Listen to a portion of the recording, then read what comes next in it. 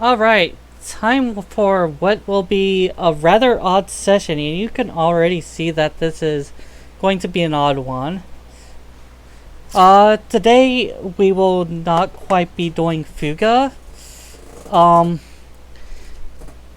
there's plenty of reasons that probably can be said, but quite frankly, the we've been hit back to back with a lot of rough sessions, and even if I'm a little less connected to the other Let's Players than most, the the things have been shaken up a little more than a little bit. Um, but most importantly, the heat has still been pretty bad, and it's been still pretty hard to operate under.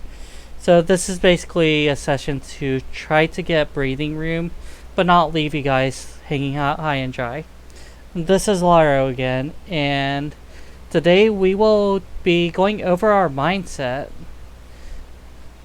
Obviously, what each altar does is going to be this or that on their own.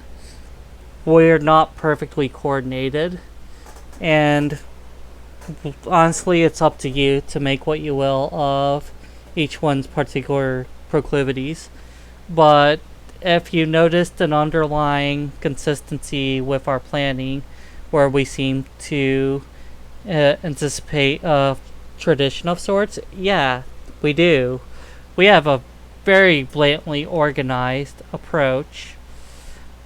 Um, so this is the document that we actually use for references, and we had technical difficulties that was making it hard to work with the document. It was a mess. So we were having trouble with our browser and with our phone's charger. So we just the browser issue inconvenient, but the phone not being able to charge. We have a new cable now, but not being able to charge the phone properly, that's pretty much a kill shot, because this document is pulled up on the phone when we play, and this is what we use to reference a lot, so that actually hurts us a lot. So you'll notice that there are essentially four regions of this: formation, skills, relationships, and the Tyrannus.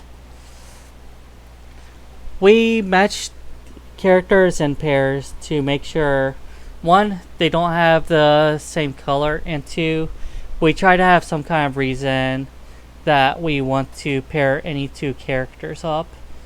Hawapa and Brits ultimately became, because there's less too, but we did organize Hana, Shina, Kyle, Jin based off of this development. Here's the ones that are the most aesthetic pairings. Malt and Maid, they're brother and sister. We gotta have them together. Chick and Ack, not only are they brother and sister, but they pretty much were there for each other, alone while picking apart the remains of battlefields. So that those two are paired up because of that. Kyle and Jen, the mindset was that Jen has landmines. Kyle,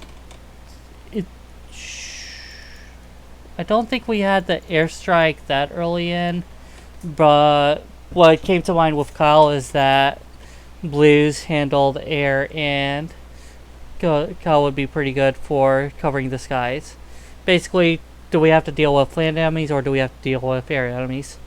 Of course the enemy throws both, but at that point we were still getting a lot of support-based air units or independent air units without much ground support. Not so much both at once. Saksa and Boron probably could have paired better characters, but that's what we ended up going with. Stocks means being able to throw statuses on enemies to try to trip them up, whereas Boron would end up delaying them. Both of them would be valuable functions with the link attack. And just the skills are also, do we need power or do we need skills? And that's where we were thinking. It might have been smarter to pair them to different characters so that we could use statuses and firepower. But at the time, we didn't really think about how powerful Boron was. I think we mostly looked at, Boron's feature is injury resistance, so we could more reliably keep someone who's doing status on. Hana and Sheena, both of them have strong healing, and the idea was that that if we had more HP troubles, we could have Hana in the back. If we had more SP troubles, we could have Sheena in the back. Also, Hana is yellow, so having SP recharge with a character, Hana would be one of the better picks, since she could be good for any situations as a yellow. So that is that. Wappa and Brits kind of didn't have any reason, but the fact that Brits is blue and thus deals better with air units typically, and Wappa is red and thus better deals with ground units typically, does a lot to reinforce that that's what we went with. As you could see these little dash and exclamation points. A double dot would indicate that we didn't have any link attack unlocked with the others yet. We didn't care about having any kind of level focus. The pairing would be enough for a level focus. That's another reason to go for the formation in our opinion. The level is not so important, but what is important is that if a child gets afraid, if a child gets knocked out, if a child is injured, we can retrofit our pairings and just spice it up. Or if for some reason it's really not working, we can go, use this character, like that time that we had 2 blues at once. I think it was May and Sheena. The dash is, it's a character in this slot. The exclamation is basically the characters in order, essentially reflective of this order, which is essentially in game order. Also, you see the support effect, the hero effect, and the link effect.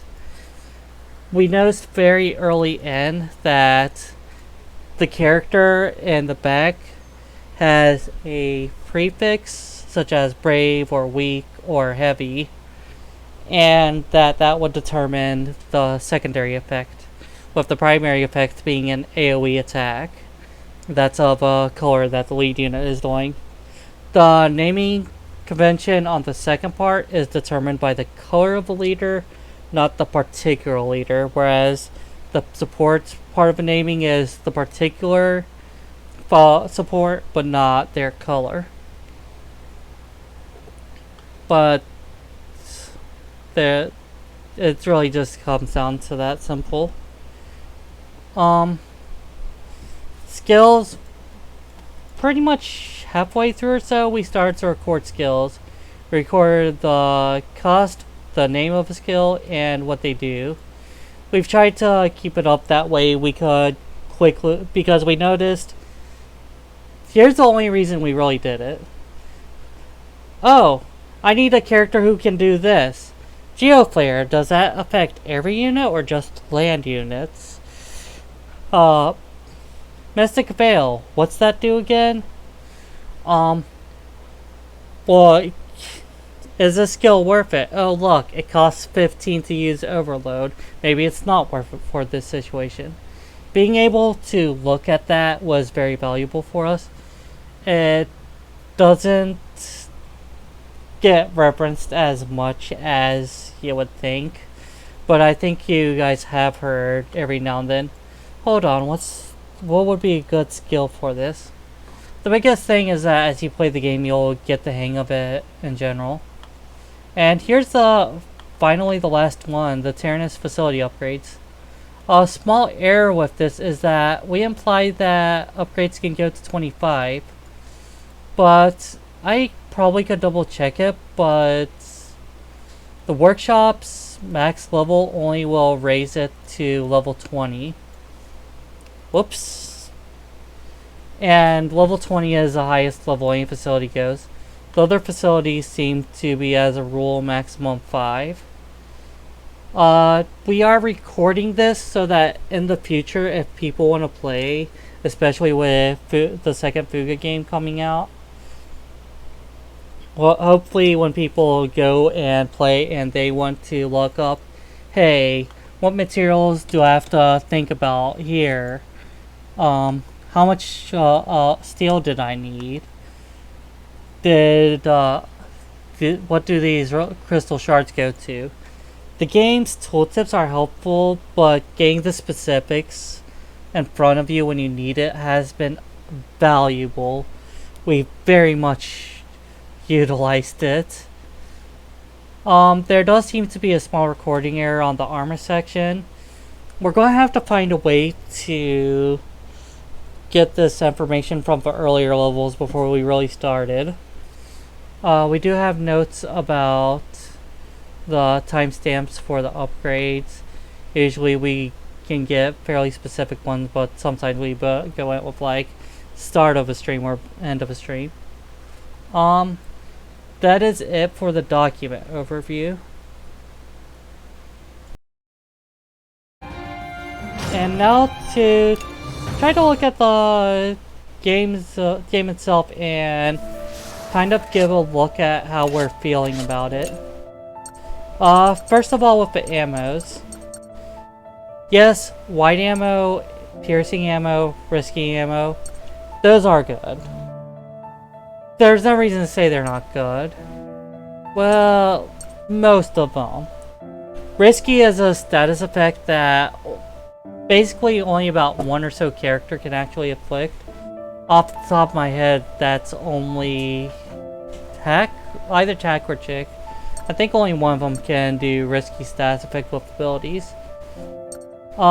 Meanwhile, burns, getting that damage over time can really supplement dealing with the high health enemies. The stun ammo, I don't even have to tell you what a boon a delay is. The smoke has saved our skin, and plenty of enemies do multi-hit, especially air enemies will usually hit at least 3 times at least. Weakness is probably a little better than smoke, because a consistent percent drop versus an average percent drop, you would want the smoke ammo, or you would want the weakness ammo, but we have been going with smoke a lot. We haven't been using the items in general. It would be nice if we could get the materials transferred to something else, but the resource scarcity does not play. A game that does resource scarcity does not play nicely with min-maxing your resources. Well, if you play the game, a tip is to not sleep on your basic repair kits and energy cells. They can easily do everything you need. If you are in a boss, yeah, getting all of your health back at once, or getting all of your energy at once, of course. But energy cells and repair kits can do a lot for you on your own. I swear if we don't have anything for our farming requests, we're probably just going to do a bunch of moo sheep. Or whatever our queues. Just max out on the meat because we have almost none. We have a lot of everything else. Characters. Not really much I can really say here.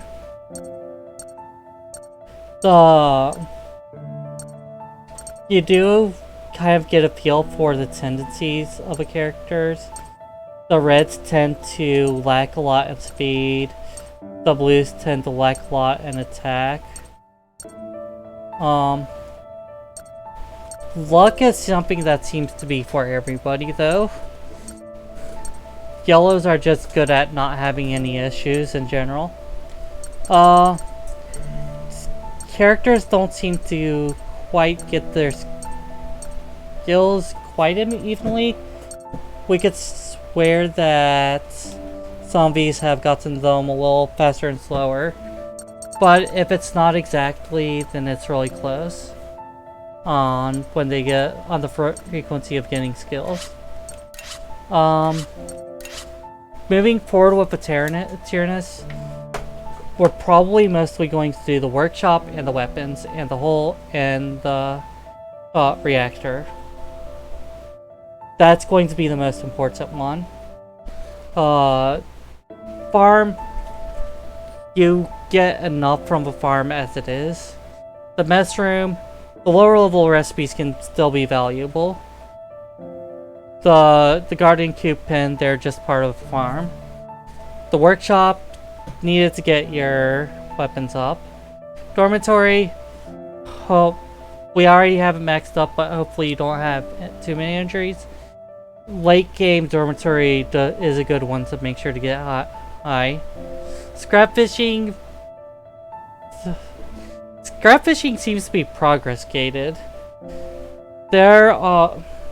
It is hard to get the rods to upgrade scrap fishing, and we've been really held up on that. Scrap fishing will probably be the only thing that never hits level 5 in this playthrough. Watch it happen. We do upgrade the weapons very evenly. If we want one weapon upgraded, I don't know if you noticed, but we don't want any of them upgraded. All or nothing. The armor and reactor, we like having both of them upgraded at the same time, but we're less all or nothing about it. And ever since really early on, we decided to not worry too much about the notebooks because of how Bear said it. We kind of was like, oh yeah, getting the upgrade seemed a little more important than just getting the notebook clears. The notebook clears only seem to affect what they start at for their hero mode advancement. So if you don't think you're really going to utilize the character too much, I would argue you have much more important things. Because, you know, another thing this game does for scarcity? Time management. Besides that, little bits and bobs. Impressions of a game, we have really liked the game. We have really fallen into just unified patterns, and it's a little frustrating, but it's what we feel is more workable. So hopefully in the next time we put up a game bouncing between a lot of us, we could get a game that can be a little more flexible between individuals of us. You would think that this would be very flexible, and it should be, but we sort of systemized it in a very inflexible way. RIP. Two things that I do want to note. Although we kept on talking about crosscode, that's probably going to be put on the back burner. If you've been in the Discord, the Pokemon Sun has come up a lot. We haven't really finished that, and we are very likely to focus on getting a playthrough of Sun. So hopefully that works out well. And that will likely be what we do VODs of next. We will do VODs of that. Don't know what the general state of VODs for personal playthroughs like this will be. Obviously we're going to have a stream VOD still. But I don't know where personal VODs will come after Fuga, Sun, then Crosscode. Very final notes. Since this is just a miscellaneous one, I don't think it's really been talked about on some of the language that our system's been using. So I'll go ahead and bring it up. I think the lost children term kind of come up a little bit. And I imagine that if streaming picks up for this channel ever, I probably should clarify it for newcomers. The short and long of it is that once again, we're a DID or OSDD system where multiple identities, full-blown identities, not just a personality, but just a full-blown personality, full-blown identity per individual that is named in the system. System being the term for like the unified whole, alter being the individual identities. I think the term the lost children has come up. So here's what the deal about that is. I won't go into it too much because it's personal. With the not an uncommon story, but when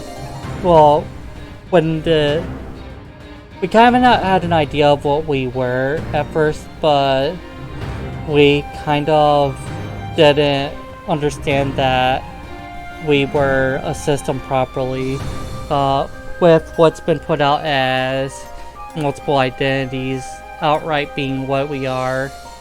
That never really was clear to us, and quite frankly, culture has a fascination with saying, oh, someone with multiple identities. Oh, you mean multiple basic personalities. Multiple personalities, something that everyone has. But yeah, people with multiple distinct personalities. Oh, those people are just crazy psychopath people, and psychopath is a terrible word in itself, but I'm not going to go over that for now. Huh? This whole thing is a tangent. Just making sure. Carry on. Yeah. So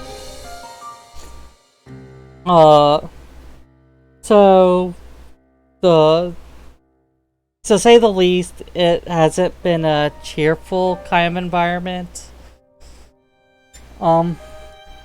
We've had particular alters who have had particularly great influence on the mental part of the system itself, and very well versed. When this alter, who's been referenced before, Azure, has had decided to pretty much reinforce the sense of separation between us, and there were several of us who were not as active, not as incited into activity as some of the others. And what she apparently looked at is go, oh, Itha, Kralis, Vula, Ikvosa, those people do not get along at all. Probably not expose these others to this terrible environment. And she basically helped obscure our presence from the rest of the system. Us being myself, Laro, Inkyu, Ballista, Varus, and Iance. There's a little more detail, but once again, we're practicing our right to privacy. So for a long time we've been rather obscure. That obscurity has weakened, but it's held up decently enough. It had since merged with Azure, so we pretty much lost Azure, and the resulting alter that came from two alter identities blending together and permanently combining, which we henceforth called Cobalt Itha, and who's merged again, becoming Lapis Itha.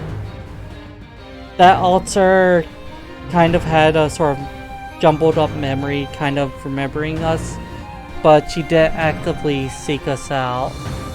She kind of tried, and she found other alters that were not particularly active, but that's its own thing.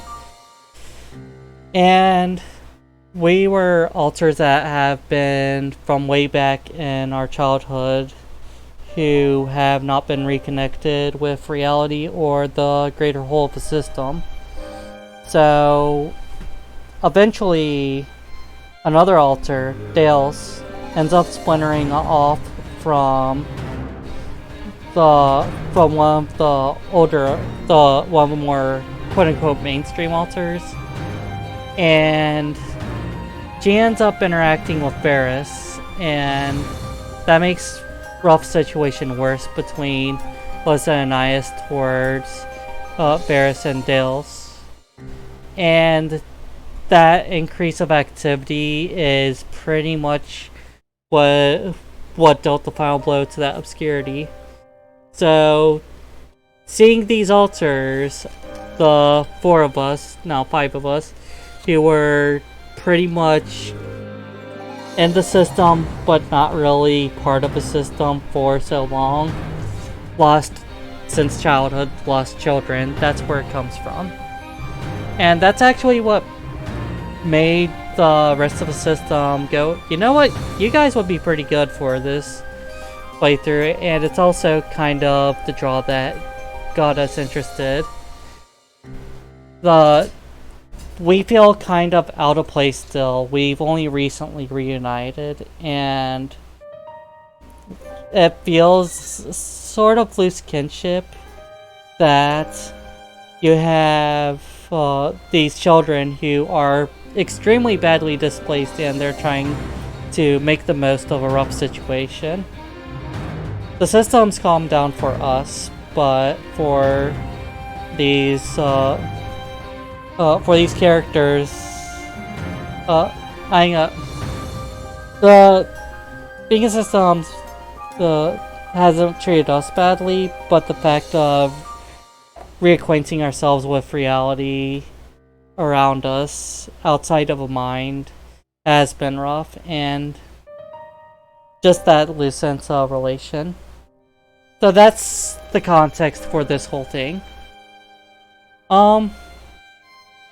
I don't really have too much more, and this is a particularly prattling one, but I still don't want to just drag on and on and on about nonsense too much. So I'm going to go ahead and cut it here, and we hope to see you next session. And mouse? Window, quit capturing the mouse. There you go.